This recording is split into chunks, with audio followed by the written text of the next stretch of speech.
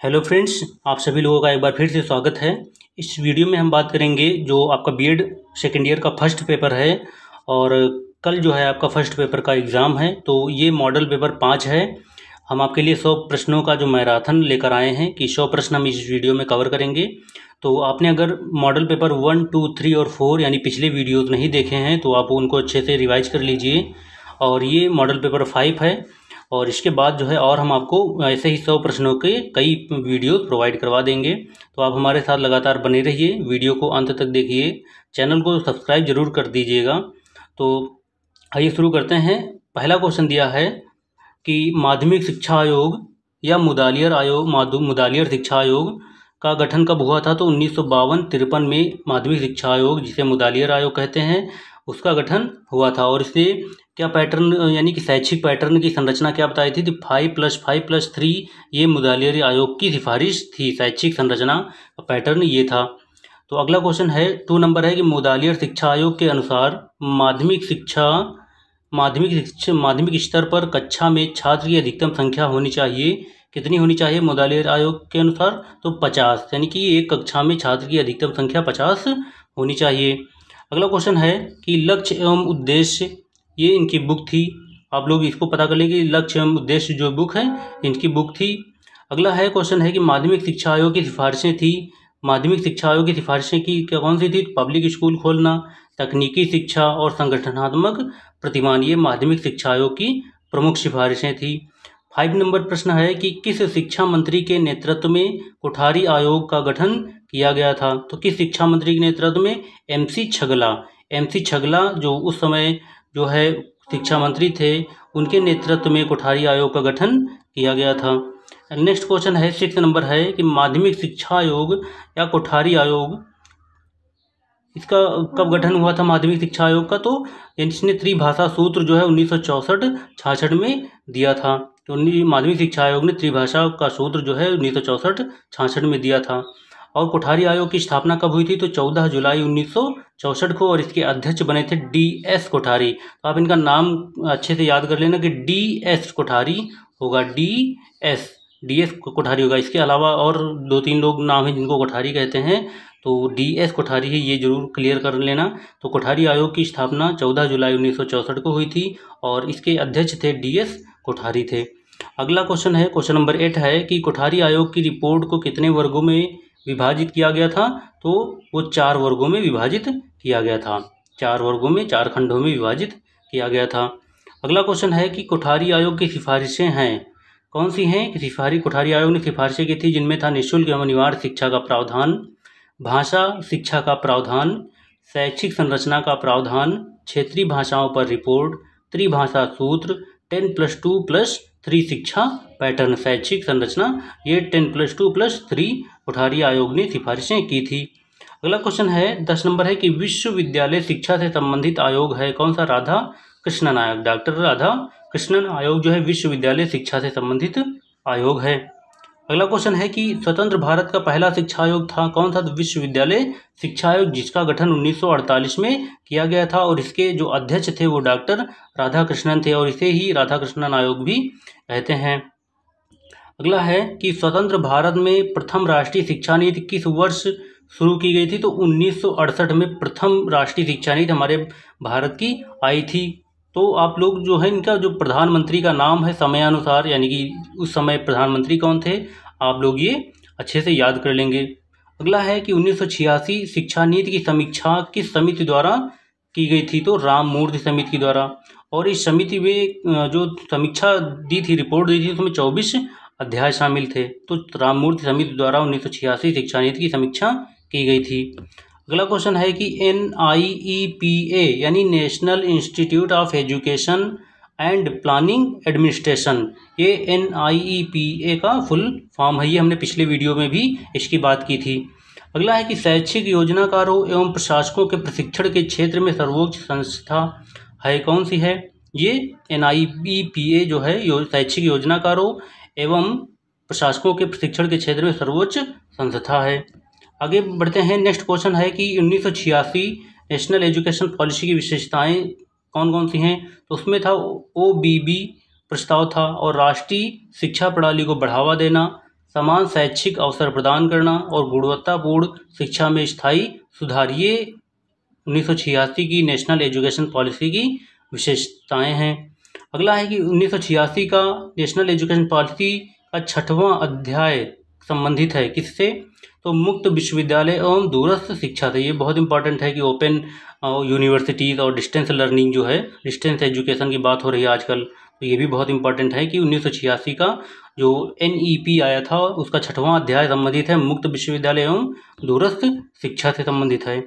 अगला प्रश्न है कि अध्याय 7 जो है वो ग्रामीण विश्वविद्यालय एवं संस्थानों से संबंधित है, और अध्याय 17 है स्कूल शिक्षा की सामग्री और प्रक्रिया से संबंधित है।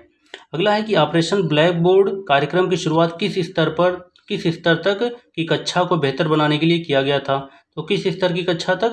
तो प्राथमिक स्तर की।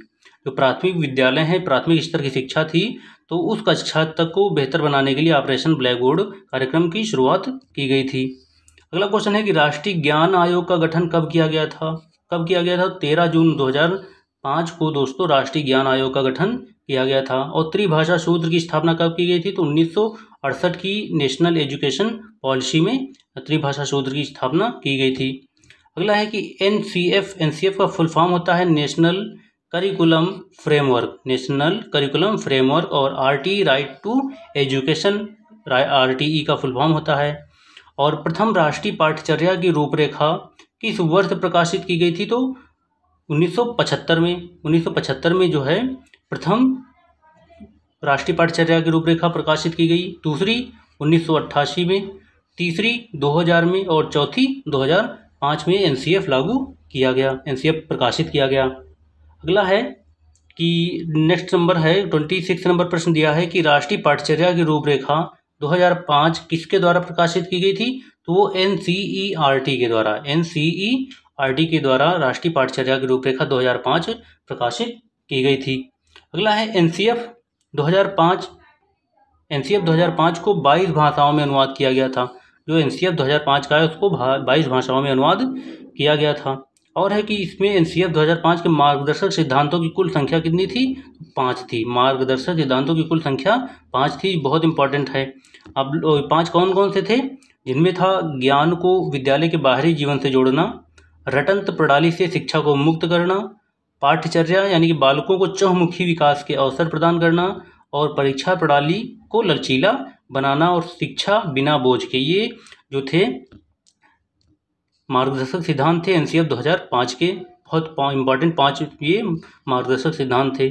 और NCF 2005 के अनुसार शिक्षक क्या था? उसके अनुसार कहा गया कि जो शिक्षक है वो एक क्या है? सहायक है, यानी कि वो एक नेता नहीं है, कोई डिक्टेटर नहीं है। वहाँ शिक्षक जो है वो एक सहायक के रूप में NCF 2005 के अनुसार शिक्षक सहायक के रूप में है। अगला कि NCF 2005 के अनुसार मूल्यांकन प्रणाली कौन सी थी? तो वो ग्रेड के अनुसार मूल्यांकन प्रणाली, NCF 2005 के अनुसार ग्रेड के अनुसार मूल्यांकन प्रणाली थी। अगला है कि RTE 2009 अधिनियम संविधान के किस अनुच्छेद पर आधारित है? तो अनुच्छेद नंबर है 45, आर्टिकल 45 जो है RTE राइट टू एजुकेशन 2009 अधिनियम संविधान के 45 यानी आर्टिकल 45 पर आधारित है। और RTE राइट टू एजुकेशन 2009 की धाराएं कितनी हैं? तो 38 धाराएं हैं, और उसको लागू किया गया था 1 अप्रैल 2010 को, यानी कि जो राइट टू एजुकेशन एक्ट आया 2009 का, उसे लागू 1 अप्रैल 2010 को किया गया था। और इसमें जो धाराएं थी ये किसके लिए क्या था? इसमें प्रावधान की 6 से 14 वर्ष तक के बच्चों के लिए क्या था? निःशुल्क अनिवार्य शिक्षा थी जो राज्य देगा। और इसमें शामिल था कक्षा 1 से 8 तक के बच्चों को क्या करना था? पढ़ाना था, शिक्षा देना था, अनिवार्य शिक्षा देना प्रावधान था, निःशुल्क और अनिवार्य शिक्षा का प्रावधान था। आगे बढ़ते हैं। कक्षा 6 से 8 तक जो था इसमें तो 35 बच्चे एक क्लास में थे, और शिक्षण क्या था? 1000 घंटे का, यानी एक साल में 1000 घंटे का शिक्षण घंटे थे, यानी कि पढ़ाने का घंटे जो थे एक साल में 1000 घंटे का था। 35 बच्चे एक क्लास में होने चाहिए थे, ये इसके बारे में कहा गया था। अगला CCE, इसका मतलब होता है सतत एवं व्यापक मूल्यांकन। CCE सतत एवं व्यापक मूल्यांकन इसका मतलब होता है। निःशुल्क एवं अनिवार्य शिक्षा का अनुच्छेद किस में किया गया? तो अनुच्छेद 21 का A, इसमें इसको मौलिक अधिकार बना दिया गया। संविधान में संशोधन करके निःशुल्क अनिवार्य शिक्षा को आर्टिकल 21(1) में उसको मौलिक अधिकार बना दिया गया। अगला है कि प्राथमिक विद्यालयों में MDM कार्यक्रम का उद्देश्य था नामांकन बढ़ाना, यानी MDM मतलब मिड डे मील कार्यक्रम का उद्देश्य क्या था? नामांकन बढ़ाना। और कौन सी नीति विकलांग बच्चों पर अपना ध्यान खींचती है? तो वो 1986 की राष्ट्रीय शिक्षा नीति 1986 जो है विकलांग बच्चों पर अपना ध्यान खींचती है। और एकीकृत बाल विकास सेवा कार्यक्रम कब लागू हुआ था? तो 1975 में एकीकृत बाल विकास सेवा कार्यक्रम लागू हुआ था। अगला है समावेशी शिक्षा के लिए कार्य योजना कब लाई गई? तो समावेशी शिक्षा के लिए कार्य योजना 2003 को समावेशी शिक्षा के लिए कार्य योजना लाई गई। और NCTE किस वर्ष स्थापित किया गया? तो 1973 में स्थापित किया गया और अस्तित्व में आया 1995 में। NCTE यानी कि 1973 में स्थापित किया गया और ये अस्तित्व में 1995 में आया। और इसके कार्य क्या थे? कि शिक्षक शिक्षा से संबंधित सर्वेक्षण एवं अध्ययन कार्य, शिक्षक शिक्षा का समन्वय, दिशा निर्देश, ये सभी इसमें NCTE में शामिल थे। अगला क्वेश्चन नंबर 41 है कि राष्ट्रीय मुक्त विद्यालय शिक्षा संस्थान NIOS की स्थापना कब हुई थी? नवंबर 1989 में। 1989 नवंबर 1989 में NIOS की स्थापना हुई थी। और CBSE का गठन हुआ था 1992 में। और ICSE की स्थापना हुई थी 1958 में। ICSE की स्थापना हुई थी। आप लोग इनकी डेट याद रखना अच्छे से। अगला है कि 1813 का आज्ञा पत्र की कौन सी धारा में प्राच्य पाश्चात्य विवाद उत्पन्न किया? तो कौन सी धारा? तो 43वीं धारा ने। तो 1813 का जो आज्ञा पत्र की कौन सी धारा? तो 43वीं धारा ने प्राच्य पाश्चात्य विवाद उत्पन्न किया। और इसमें शिक्षा के लिए जो पैसे यानी कि जो धनराशि का आवंटन किया गया था वो कितनी धनराशि थी? तो 1 लाख रुपए। यानी कि 1813 का जो आज्ञा पत्र था उसमें शिक्षा के लिए, शिक्षा के विकास के लिए 1 लाख रुपए का जो धनराशि का प्रावधान किया गया था। अगला है कि मैकाले विवरण पत्र कब हुआ? तो 1835 में। मैकाले विवरण पत्र 1835 में आया। और इसमें क्या था कि अंग्रेजी का इसमें अंग्रेजी को महत्व दिया गया, अंग्रेजी को बढ़ावा देने के लिए मैकाले विवरण पत्र था 1835 का। और आगे है कि मैकाले विवरण पत्र के दोष कौन कौन से हैं? तो इसमें था कि पाश्चात्य सभ्यता का भारतीय जनमानस पर थोपना। यानी मैकाले ने जो विवरण पत्र दिया उसमें क्या था कि जो भारतीय जनमानस है उसके ऊपर जो पाश्चात्य पश्चिमी की जो एजुकेशन है, शिक्षा, उसको थोपना। और इसके दूसरा था कि भारतीय भाषाओं का अपमान किया गया था। और था कि भारतीय संस्कृति एवं धर्म का अपमान किया गया था और धार्मिक एकता को नष्ट करने का प्रयास किया गया था मैकाले विवरण पत्र के द्वारा। तो इसके ये बहुत सारे दोष थे। अगला क्वेश्चन देखते हैं। क्वेश्चन नंबर 46 है कि यदि भारत में अंग्रेजी शिक्षा का प्रादुर्भाव न हुआ होता तो कदाचित भारत में स्वतंत्रता संग्राम ही न छिड़ता। ये किसने कहा? तो नरुल्लाह एवं नायक ने कहा था। किसने? नरुल्लाह एवं नायक ने ये कथन कहा था। आगे है मैकाले विवरण पत्र का प्रभाव क्या हुआ? तो पहला प्रभाव हुआ कि अंग्रेजी माध्यम के विद्यालय खुलने शुरू हो गए। दूसरा हुआ कि सरकारी कार्यों में अंग्रेजी भाषा घोषित हो गई कि सरकारी कार्यालय जितने भी हैं उनमें जितनी भी सरकारी कार्य होंगे उनमें अंग्रेजी भाषा घोषित कर दी गई।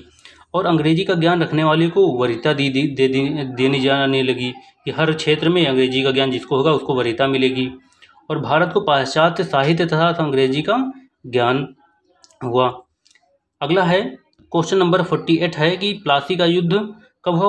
1757 में प्लासी का युद्ध हुआ और बक्सर का युद्ध 1764 में हुआ। 1757 प्लासी युद्ध, 1764 बक्सर युद्ध हुआ था।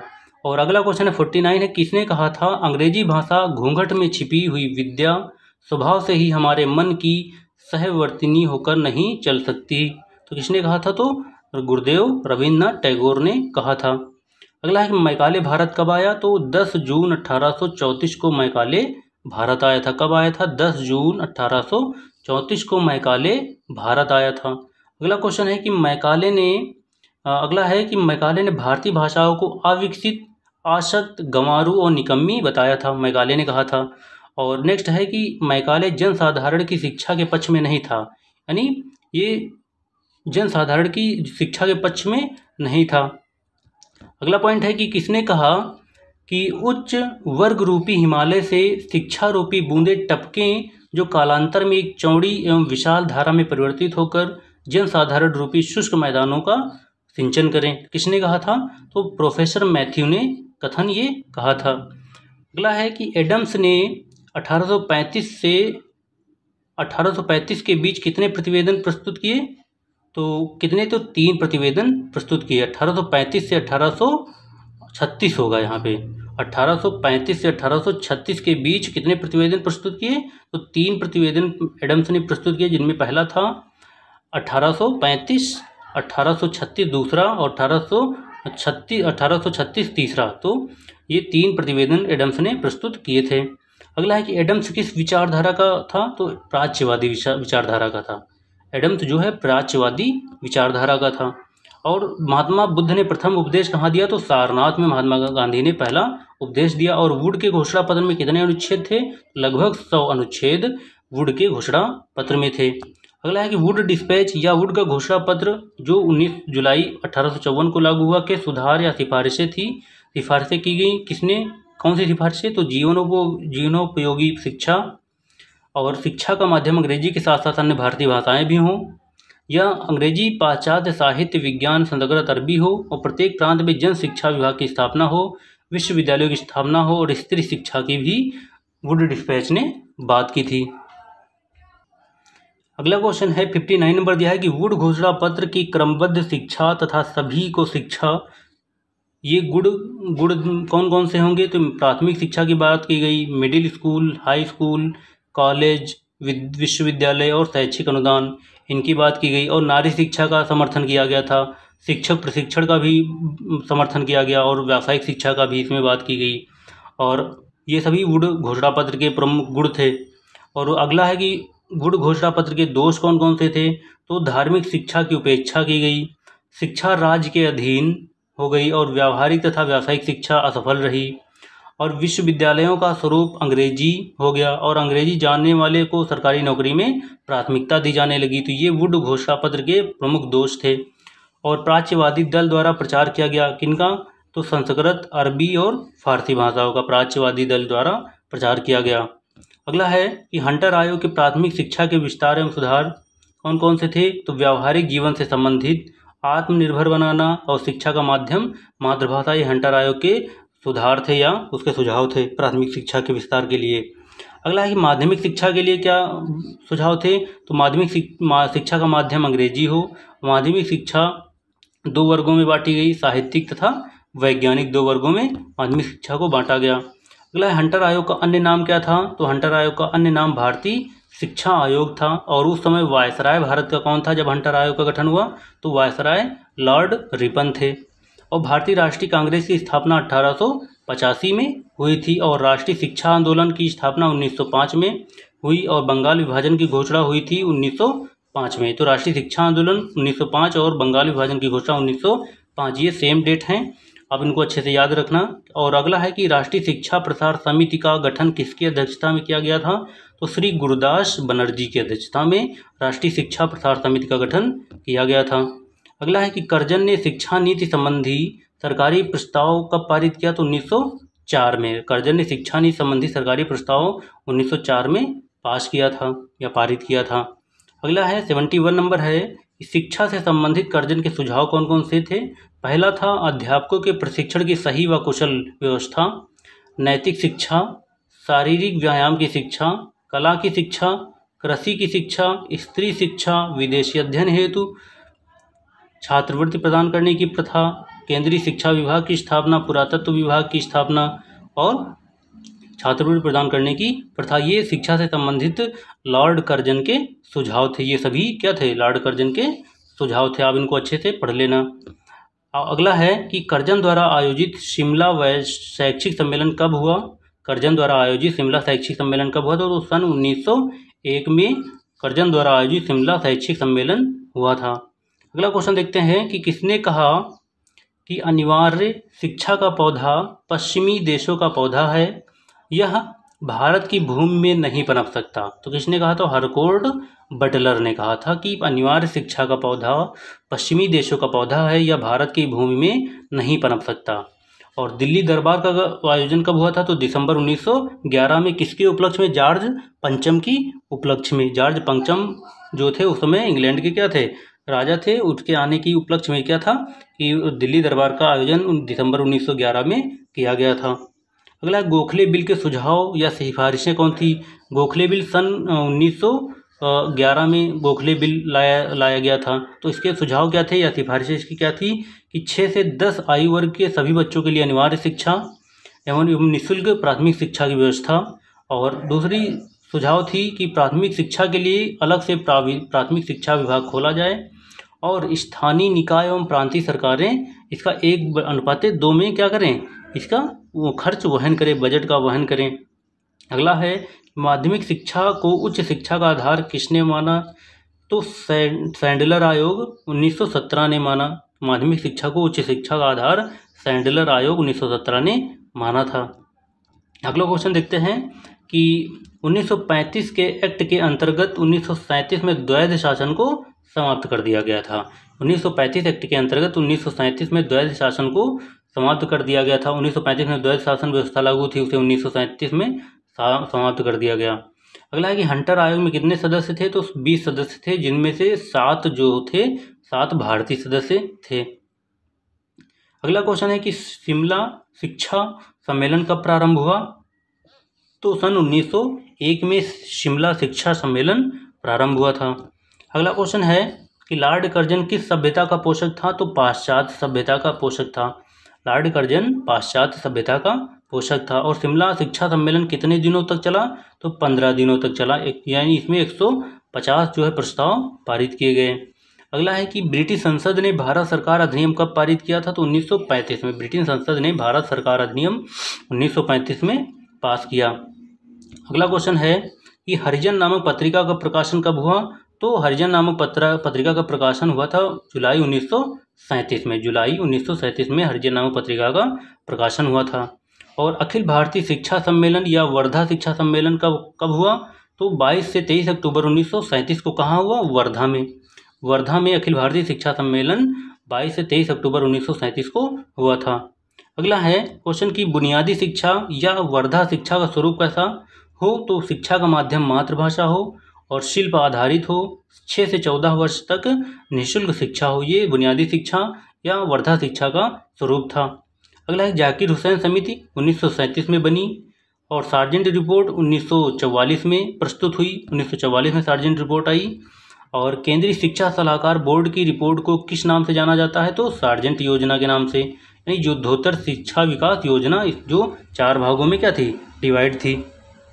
सार्जेंट योजना 4 भागों में डिवाइड थी।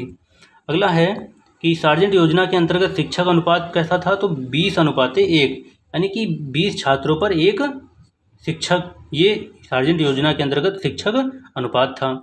अगला है कि विश्वविद्यालय शिक्षा आयोग या राधा कृष्णन आयोग कब बना, तो 1948। वैसे 1948 ही सही है, यहाँ का कहीं कहीं 1949 भी दिया है, तो आप जो है 1948-49 में से कोई भी चूज कर सकते हैं। वैसे 1948 में ही राधा कृष्णन आयोग गठन हुआ था। अगला है कि माध्यमिक शिक्षा आयोग या मुदालियर आयोग, इसके अध्यक्ष कौन थे, तो लक्ष्मण मुदालियर थे और इसका गठन हुआ था 1952-53 में। और इसके सदस्य कितने थे, तो 9 सदस्य थे। और इसके जो अध्यक्ष यानी कि 15 अध्याय माध्यमिक शिक्षा आयोग के कितने, जो रिपोर्ट है इसमें कितने अध्याय थे, तो उसमें 15 अध्याय शामिल थे। अध्यक्ष कौन थे, लक्ष्मण मुदालियर।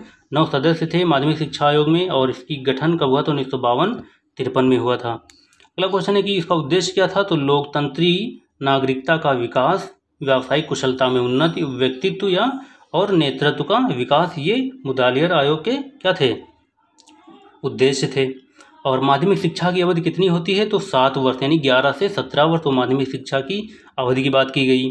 और मुख्यतः 3 भाषा के अध्ययन का सुझाव इसमें दिया गया। कौन कौन सी, तो 3 भाषाएं थी, हिंदी, अंग्रेजी और संस्कृत। इन 3 भाषाओं को मुख्यतः सुझाव दिया गया अध्ययन के लिए। अगला पाठ्यक्रम कैसा हो, तो पाठ्यक्रम भाषाएं, सामान्य विज्ञान, सामाजिक विषय, गणित, कला, संगीत, शिल्प, शारीरिक शिक्षण, ये इसमें सुझाव दिए गए थे, ये पाठ्यक्रम होना चाहिए। अगला क्वेश्चन है कि शिक्षा की गुणात्मक उन्नति के लिए अध्यापकों की व्यावसायिक शिक्षा का ठोस कार्यक्रम अनिवार्य है, किसने कहा, तो कोठारी आयोग ने कहा था। कुछ चीज़ें सभी आयोग में कॉमन हैं, जैसे कोठारी आयोग या राष्ट्रीय शिक्षा आयोग 1964-66 में बना और शिक्षा में सुधार के लिए दिया, इसने सुझाव दिया। और 17 सदस्य इसमें कौन थे, विदेशी, 17 सदस्य इनमें विदेशी थे। अगला है कि कोठारी आयोग का 5 सूत्री कार्यक्रम था कि शिक्षा को उत्पाद के साथ जोड़ना, राष्ट्रीय एकता पर बल, प्रजातंत्र का विकास, सामाजिक नैतिक आध्यात्मिक मूल्यों का विकास, कौशल का विकास। ये कोठारी आयोग का 5 सूत्री कार्यक्रम था। और अगला क्वेश्चन है कि अध्यापक स्तर व प्रशिक्षण के संबंध में सुझाव दिया था किसने? कोठारी आयोग ने। अध्यापक स्तर व प्रशिक्षण के संबंध में सुझाव कोठारी आयोग ने दिया था। और अगला है कि त्रिभाषा फार्मूला संशोधित करके इसको क्या बनाया गया? मातृभाषा या क्षेत्रीय भाषा, सरकारी भाषा और पाश्चात्य भाषा, ये त्रिभाषा सूत्र था।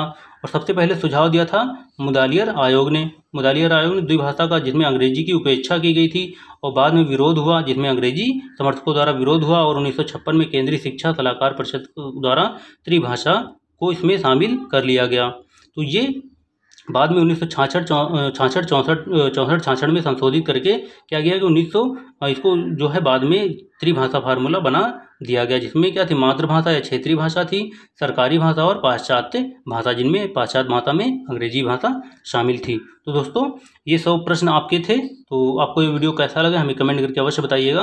अपनी तैयारी अच्छे से करते रहिए, पूरे पॉजिटिव व्यू के साथ, सकारात्मक रहते हुए अच्छे से तैयारी कीजिए। और इसके बाद भी हम आपके लिए और पेपर लाते रहेंगे 100 प्रश्नों के मॉडल पेपर।